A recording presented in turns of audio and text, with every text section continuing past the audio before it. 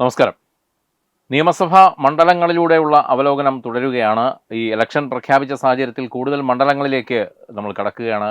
കുമാറെ, ഈ കേരളത്തിൻ്റെ തെക്കുള്ള മണ്ഡലങ്ങളാണ് നമ്മൾ ഇതുവരെ ഏറ്റവും കൂടുതൽ ചർച്ച ചെയ്തിട്ടുള്ളത്. പക്ഷേ നമ്മൾ ഇന്ന് ചർച്ചയ്ക്കെടുക്കുന്നത് ഏറ്റവും വടക്കുള്ള ഒരു മണ്ഡലമാണ് മഞ്ചേശ്വരം, അല്ലേ? ആദ്യത്തെ നിയമസഭാ മണ്ഡലം. അതായത് ഒരു കർണാടക എഫക്റ്റൊക്കെ അടങ്ങിയിട്ടുള്ള ഒരു മണ്ഡലം കൂടിയാണ്. ഒരുപക്ഷെ ഈ മണ്ഡലത്തിലെ വാർഡുകളുടെ പേര് കേട്ടാൽ പോലും ഒരു മലയാളിത്വമില്ല, അല്ലേ? അങ്ങനത്തെ പേരുകളാണ്, അല്ലേ? എത്ര 7-8 വാർഡുകൾ ചേർന്നതാണെന്ന് തോന്നുന്നു. അല്ല, 8 പഞ്ചായത്തുകൾ അസംബ്ലി 8 പഞ്ചായത്തുകൾ ചേർന്ന ഒരു ഗ്രാമീണ അസംബ്ലി മണ്ഡലം എന്ന് പറയാം. മുനിസിപ്പാലിറ്റിയോ അല്ലെങ്കിൽ കോർപ്പറേഷനോ ഒന്നും തന്നെ ആ മണ്ഡലത്തിലില്ല. ഇന്ത്യൻ യൂണിയൻ മുസ്ലിം ലീഗിനാണ് അപ്രമാദിത്വമുള്ള ഒരു മണ്ഡലം ആണെങ്കിൽ കൂടിയും കഴിഞ്ഞ കുറേ കാലങ്ങളിലായി NDAക്ക് കൃത്യമായി 2ാം സ്ഥാനം നിലനിർത്തി പോരുന്ന ഒരു മണ്ഡലം കൂടിയാണ്. ഒന്ന് ആഞ്ഞു പിടിച്ചാൽ വിജയസാധ്യത, അതെ, കഴിഞ്ഞ പ്രാവശ്യം ചുണ്ടിനും കപ്പിനും ഇടയിൽ നഷ്ടപ്പെട്ടു പോയ ഒരു മണ്ഡലം കൂടിയാണ്. അതെ. അപ്പോൾ അങ്ങനെ നോക്കുമ്പോൾ NDA വലിയ പ്രതീക്ഷയോടെ കാണുന്ന ഒരു മണ്ഡലം കൂടിയാണ് മഞ്ചേശ്വരം മണ്ഡലത്തെക്കുറിച്ച് പറയുമ്പോൾ അവിടുത്തെ ഒരു രാഷ്ട്രീയ സമവാക്യം അല്ലെങ്കിൽ ഒരു രാഷ്ട്രീയ പ്രത്യേകത എന്താണ്? ഈ അവിടുത്തെ ഈ പറഞ്ഞതുപോലെ പേര് പോലും വളരെ വ്യത്യസ്തമായ പേരുകളാണ് പഞ്ചായത്തുകളുടെയൊക്കെ. ഇക്കുറി അവിടുത്തെ ഒരു ജനതയുടെ ഒരു ചിന്ത അത് ഏത് രീതിയിലേക്കായിരിക്കും, കുമാർ? എന്തായാലും ഈ മഞ്ചേശ്വരം മണ്ഡലം നേരത്തെ സൂചിപ്പിച്ചതുപോലെ തന്നെ കേരളത്തിൻ്റെ ഒരു സാംസ്കാരിക തനിമയേക്കാൾ കർണാടകത്തിലേക്കുള്ള ഒരു ചായ്വ് സാംസ്കാരികമായി പ്രകടമാക്കുന്ന ഒരു മണ്ഡലമാണ്. കേരളത്തിൻ്റെ ഒരു പക്ഷേ പിന്നോക്കം നിൽക്കുന്ന മണ്ഡലങ്ങളുടെ ഒരു പട്ടിക എടുത്താൽ അതിലൊന്നൊരു പക്ഷേ മഞ്ചേശ്വരമായിരിക്കും. രാഷ്ട്രീയമായി വലിയ പോരാട്ടം അവിടെ നടക്കുന്നത് കൊണ്ടാണ് മഞ്ചേശ്വരം മണ്ഡലം ശ്രദ്ധാകേന്ദ്രമാകുന്നത്. നമുക്കറിയാം, കേരളത്തിലെ BJP പ്രവർത്തകരെ സംബന്ധിച്ചിടത്തോളം എപ്പോഴും നമ്മളിപ്പോൾ കേരളത്തിൽ BJP ആദ്യമായിട്ട് അക്കൗണ്ട് തുറന്നത് അസംബ്ലി തെരഞ്ഞെടുപ്പിൽ നേമത്താണ്, തിരുവനന്തപുരത്തെ ജില്ലയിലെ നേമത്താണ്. ലോക്സഭയിൽ ആദ്യമായി അക്കൗണ്ട് തുറന്നത് തൃശ്ശൂരിലാണ്, തൃശ്ശൂർ ലോക്സഭാ മണ്ഡലത്തിലാണ്. പക്ഷേ ഇതിനൊക്കെ അപ്പുറത്തേക്ക് കേരളത്തിൽ BJPക്ക് എന്തെങ്കിലും പ്രതീക്ഷയുടെ കനലുകൾ കണ്ടു തുടങ്ങിയത് ഈ പറയുന്ന മഞ്ചേശ്വരം, കാസർഗോഡ് മണ്ഡലങ്ങളിലൊക്കെയാണ്. കാരണം കഴിഞ്ഞ കാലാകാലങ്ങളായി ഈ തെരഞ്ഞെടുപ്പ് വോട്ടെണ്ണലൊക്കെ പുരോഗമിക്കുമ്പോൾ ഏതെങ്കിലും ഒരു BJP സ്ഥാനാർത്ഥി ലീഡ് ചെയ്യുന്നു എന്ന് നമ്മൾ കേൾക്കുന്നത് മഞ്ചേശ്വരം, കാസർഗോഡ് മണ്ഡലങ്ങളാണ്. വർഷങ്ങളായി ഈ മണ്ഡലങ്ങളിൽ BJP ലീഡ് ചെയ്യുന്നത് കേൾക്കാറുണ്ട്. മറ്റൊരിടത്തും BJPക്ക് വലിയ രാഷ്ട്രീയ സ്വാധീനമൊന്നും അന്നുണ്ടായിരുന്നില്ല. ഓരോ നിയമസഭാ മണ്ഡലങ്ങളിലും 2000-3000 വോട്ടുകൾ വീതം ഉണ്ടായിരുന്ന BJP പക്ഷേ കേരള സംസ്ഥാനത്തെ BJP പ്രവർത്തകരൊന്നാകെ മഞ്ചേശ്വരത്ത് BJP ജയിച്ചോ, കാസർഗോഡ് BJP ജയിച്ചോ എന്ന് തിരക്കാൻ തുടങ്ങിയിട്ട് വർഷങ്ങളായി. എനിക്ക് തോന്നുന്നു 1980-ലാണ് BJP ഫോം ചെയ്യുന്നത്, ഇന്നത്തെ രീതിയിൽ BJP സ്ഥാപിക്കുന്നത്. 87 മുതൽ മഞ്ചേശ്വരത്തും കാസർഗോഡും BJP 2ാം സ്ഥാനത്താണ്. അതാണ് ഏറ്റവും പ്രധാനപ്പെട്ട ഒരു മണ്ഡലം. അത് BJPയെ സംബന്ധിച്ചിടത്തോളം വലിയ നിരാശയുണ്ടാക്കുന്ന കാര്യം. ഇത്രയും കാലമായിട്ടും അവർക്ക് ആ മണ്ഡലം പിടിച്ചെടുക്കാൻ സാധിച്ചു. പ്രതീക്ഷയുടെ ഒരു കാറ്റ് വടക്ക് നിന്നാണ് വീശി തുടങ്ങിയെങ്കിലും ഫലം കണ്ടത് തെക്കാണ്, അല്ലേ? അതിനുശേഷം BJPക്ക് പലയിടങ്ങളിലും രാഷ്ട്രീയ സ്വാധീനം വർദ്ധിപ്പിക്കാൻ സാധിച്ചിട്ടുണ്ട്.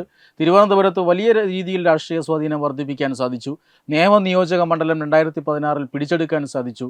2024 ലോക്സഭാ തെരഞ്ഞെടുപ്പിൽ തൃശ്ശൂർ ലോക്സഭാ മണ്ഡലം പിടിച്ചെടുക്കാൻ സാധിച്ചു.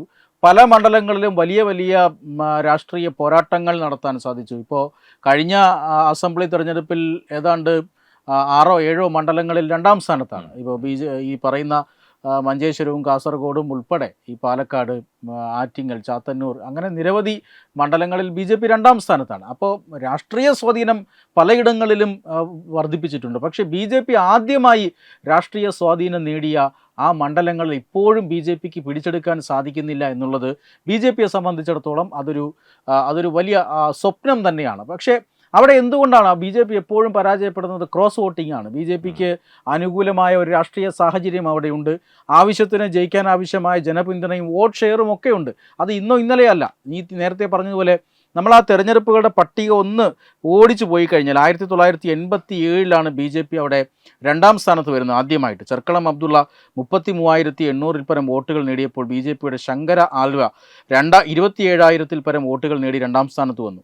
അടുത്ത തെരഞ്ഞെടുപ്പ് 91-ലും അവിടെ 2ാം സ്ഥാനത്തായിരുന്നു. 96-ൽ ബാലകൃഷ്ണ ഷെട്ടി BJPക്ക് വേണ്ടി 2ാം സ്ഥാനം, 30,000-ൽ പരം വോട്ടുകൾ അവിടെ നേടി. 96-ലാണെന്ന് ഓർക്കണം. 96-ൽ കേരളത്തിലെ ഒരു മണ്ഡലത്തിൽ 30,000 വോട്ട് നേടുക BJP. 2001-ൽ അവിടെ CKP മത്സരിക്കുന്നു, 34,000-ആയിട്ട് വോട്ടിംഗ് ശതമാനം വോട്ട് ഉയർത്തുന്നു. 2006-ൽ അവിടെ നാരായണ ഭട്ട് വീണ്ടും 34,000-ആയി ഉയർത്തുന്നു. 2011-ൽ കെ സുരേന്ദ്രൻ വരുന്നു, 43,983 ആയി വോട്ട് ഉയർത്തുന്നു. അവിടെ വീണ്ടും കെ സുരേന്ദ്രൻ മത്സരിക്കുന്നു, 56,000-ആയിട്ട് 2016-ലെ തെരഞ്ഞെടുപ്പിൽ. എനിക്ക് തോന്നുന്നു BJPയുടെ ഒരു എന്താണ് തോൽവിയുടെ ആഘാതം ഒരു 2,000-3,000 വോട്ടുകൾക്ക് മാത്രമായിരുന്നു. അതെ, അന്ന് 56,781 വോട്ടുകളാണ് കെ സുരേന്ദ്രൻ ലഭിച്ചത്. അതെ, മുസ്ലിം ലീഗിന് ലഭിച്ചത് 56,870 വോട്ട്. അതെ, 89 വോട്ടുകളുടെ കുറവിലാണ് കെ സുരേന്ദ്രൻ അന്ന് പരാജയപ്പെട്ടത്. കെ സുരേന്ദ്രൻ്റെ അപരനായി ഒരു സുരേന്ദ്രയെ നിർത്തിയിരുന്നു. അദ്ദേഹം 400-ലധികം വോട്ടുകൾ അവിടെ നേടി. അപ്പം അങ്ങനെ 2016-ലാണ് കപ്പിനും ചുണ്ടിനും ഇടയിൽ ആ മണ്ഡലം നഷ്ടപ്പെടുന്നത്. അപ്പോഴും ആ മണ്ഡലം പിടിച്ചെടുക്കാൻ BJPക്ക് സാധിക്കുന്നില്ല. 2019-ൽ അവിടെ ഒരു ഉപതെരഞ്ഞെടുപ്പ് നടക്കുന്നു. ആ ഉപതെരഞ്ഞെടുപ്പിൽ രവീശ തന്ത്രി കുണ്ടാർ മത്സരിക്കുന്നു, 57,454 വോട്ടുകൾ നേടുന്നു. ഏറ്റവും ഒടുവിലായി 2021-ൽ AKM അഷറഫും കെ സുരേന്ദ്രനും തമ്മിൽ മത്സരിക്കുമ്പോൾ BJP അവിടെ 2016-ന് സമാനമായ അല്ലെങ്കിൽ ഏറ്റവും കൂടുതൽ എനിക്ക് തോന്നുന്നു റെക്കോർഡ് വോട്ട് അവിടെ നേടുന്നത് 2021-ലാണ്. 65,013 വോട്ടുകൾ അവിടെ നേടുന്നു. 815 വോട്ടുകൾ, വെറും 1000-ൽ താഴെ വോട്ടുകൾക്ക് മാത്രമാണ് കെ സുരേന്ദ്രൻ അവിടെ. ഏതായാലും അതേ മണ്ഡലത്തിൽ 3ാം അംഗത്തിനൊരുങ്ങുകയാണ് കെ സുരേന്ദ്രൻ. അതേ മണ്ഡലത്തിൽ 3ാം മണ്ഡലത്തിൽ ഒരുങ്ങുകയാണ്. AKM അഷറഫ് തന്നെയാണ് അവിടെ UDFന്റെ സ്ഥാനാർത്ഥി. ജയാനന്ദ നമ്മുടെ CPIM-ന്റെ അദ്ദേഹം മത്സരിക്കുന്നുണ്ട്. എന്തായാലും ഇത്തവണ എന്ന് പറഞ്ഞാൽ നമ്മുടെ ഈ 1987 മുതൽ 2021 വരെയുള്ള BJP അല്ല ഇത്തവണത്തെ BJP എന്ന് നമുക്ക് എല്ലാവർക്കും അറിയാം. BJP പല രീതിയിൽ, പ്രത്യേകിച്ചും 2014-ന് ശേഷം 3 തെരഞ്ഞെടുപ്പുകൾ അവിടെ നടന്നു. ആ 3 തെരഞ്ഞെടുപ്പുകളിലും ശ്രദ്ധേയമായ മുന്നേറ്റം അവിടെ മഞ്ചേശ്വരത്ത് ഉണ്ടാക്കാൻ സാധിച്ചു. ഇത്തവണ അവിടുത്തെ ക്രോസ് വോട്ടിംഗ് ഉൾപ്പെടെ പരാജയപ്പെടുത്താനുള്ള ചില തന്ത്രങ്ങളാണ് BJP അവിടെ ആവിഷ്കരിക്കുന്നത്. കെ സുരേന്ദ്രൻ അവിടെ രണ്ടും കൽപ്പിച്ച് തന്നെയാണ്. ഇത്തവണ വിജയം മാത്രം ലക്ഷ്യമിട്ടുകൊണ്ടാണ് കെ സുരേന്ദ്രൻ അവിടെ മത്സരിക്കുന്നത്. അദ്ദേഹം അല്പസമയം മുമ്പാണ് മാധ്യമങ്ങളോട് ഒരു കാര്യം പറഞ്ഞത്. അന്തർധാരാ രാഷ്ട്രീയം ഇനി അവിടെ വിലപ്പോവില്ല എന്ന് അദ്ദേഹം പറഞ്ഞിരിക്കുന്നു. കാരണം മഞ്ചേശ്വരം പിടിച്ചെടുക്കാൻ BJP ഒരു വലിയ നീക്കം നടത്തിയിരിക്കുന്നു. ആ നീക്കത്തിൻ്റെ ഭാഗമായിട്ടാണ് സുരേന്ദ്രനെ അവിടെ തന്നെ പ്ലേസ് ചെയ്യുക. അതിനുശേഷം അവിടുത്തെ കഴിഞ്ഞ 2 തിരഞ്ഞെടുപ്പുകളിൽ ഉണ്ടായിട്ടുള്ള പോരായ്മകൾ പരിഹരിച്ചുകൊണ്ട് അവിടെ ഒരു ഇസ്ലാമിക രാഷ്ട്രീയത്തിൻ്റെ ഒരു പ്രഭാവമുണ്ട്. അതുകൊണ്ട് തന്നെയാണ് BJPക്ക് എതിരെ ശക്തമായ ഒരു ഫോഴ്സ് അവിടെ ഉണ്ട്. അതുകൊണ്ട് ഈ LDFും UDFും പരസ്പരം വോട്ട് മാറ്റുന്നു എന്നൊക്കെ പറയുമ്പോഴും BJP വിജയിക്കുമെന്നുള്ള ഘട്ടം വരുമ്പോൾ ഇസ്ലാമിക രാഷ്ട്രീയത്തിൻ്റെ ഒരു ഏകീകരണം അവിടെ ഉണ്ടാകുന്നു എന്നുള്ളതാണ് ഏറ്റവും പ്രധാനപ്പെട്ട കാര്യം.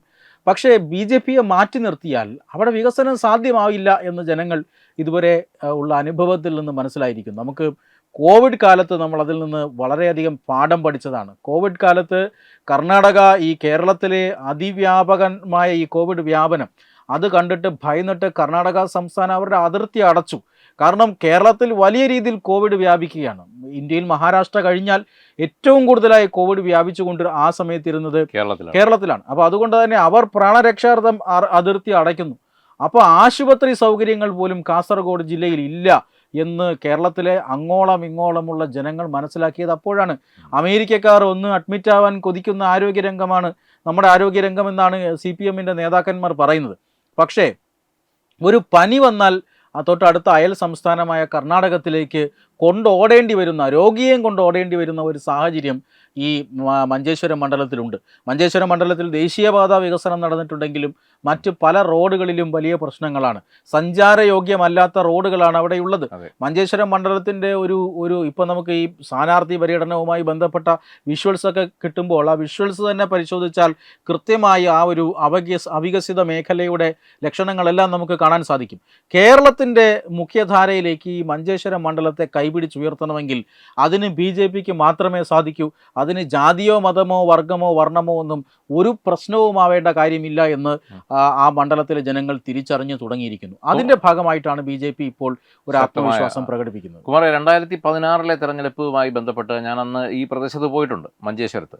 അപ്പോൾ മനസ്സിലാക്കാൻ കഴിയുന്ന ഒരു കാര്യം, സംഘത്തിൻ്റെ ഒരു, അതായത് RSSന്റെ ഒരു ഫുൾ ബാക്കപ്പ്, ഒരു ഫുൾ സപ്പോർട്ട് അവിടുത്തെ BJPക്ക് കിട്ടുന്നുണ്ട് എന്നുള്ളതാണ്. ബാക്കി എല്ലായിടത്തും കിട്ടുന്നില്ല എന്നല്ല, പക്ഷേ ഇവിടെ ഒന്നുകൂടി ഉണർന്ന് പ്രവർത്തിക്കുന്ന, അല്ലെങ്കിൽ ബൂത്ത് തലത്തിൽ വരെ വളരെ കാര്യക്ഷമമായി പ്രവർത്തിക്കുന്ന കാഴ്ചകളാണ് നമുക്ക് അന്ന് അവിടെ കാണാൻ കഴിഞ്ഞത്. മാത്രമല്ല, ഈ പലപ്പോഴും അവിടെ ഈ പറഞ്ഞതുപോലെ CPM എന്ന് പറയുന്നത് ഇതിൻ്റെ ഇടയിൽ പെട്ടുപോയ ഒരു ശക്തിയാണ്. IUMLൻ്റെയും BJPയുടെയും ഇടയിൽ പെട്ടുപോയ ഒരു ശക്തിയാണ്. അവിടെ ഉള്ളവരൊക്കെ തമാശയ്ക്ക് പറയുന്നുണ്ടായിരുന്നു, ഈ പലപ്പോഴും ഈ അന്ന് PDP ഒക്കെ വളരെ ശക്തമായിട്ട് നിൽക്കുന്ന സമയമാണ്. ഈ PDP CPMനെ ഒറ്റതിരിഞ്ഞ് ആക്രമിക്കുന്ന ഘട്ടങ്ങളൊക്കെ ഉണ്ടായിട്ടുണ്ട്. അന്ന് ഇവർ രാഖ്യരാമാനം അഭയം പ്രാപിച്ചത് പോലും BJP ഓഫീസുകളിലാണെന്ന് നാട്ടുകാർ പറഞ്ഞിട്ടുള്ള ചില സ്റ്റോറിയൊക്കെ അന്ന് കേട്ടിട്ടുണ്ടായിരുന്നു. പക്ഷെ എന്ത് തന്നെ ആയാലും ഈ പറഞ്ഞതുപോലെ കഴിഞ്ഞ ഒരു 3 പതിറ്റാണ്ട് കാലമായി BJP വളരെയധികം, അതായത് BJPക്ക് കേരളത്തിൽ ആദ്യത്തെ പ്രതീക്ഷ നൽകിക്കൊണ്ടിരുന്ന ഒരു മണ്ഡലമാണ് മഞ്ചേശ്വരം. നേരത്തെ പറഞ്ഞതുപോലെ അങ്ങനെ ഒരു പൂർവ്വകാലം ഉണ്ടായിരുന്നു BJPക്ക്, അല്ലേ? മറ്റേ ഒരു സ്ഥലങ്ങളിലും ത്രികോണ പോരാട്ടത്തിലേക്ക് വരാതിരിക്കുമ്പോൾ അല്പമെങ്കിലും ആശ്വാസം നൽകിക്കൊണ്ട് BJP സ്ഥാനാർത്ഥി ഒരല്പ സമയത്തെങ്കിലും മുന്നിട്ട് നിൽക്കുന്നു എന്നുള്ള വാർത്തയൊക്കെ അന്ന് നമ്മൾ ഈ ഫലപ്രഖ്യാപന വേളയിൽ കേൾക്കുന്നത് മഞ്ചേശ്വരത്ത് നിന്നാണ്.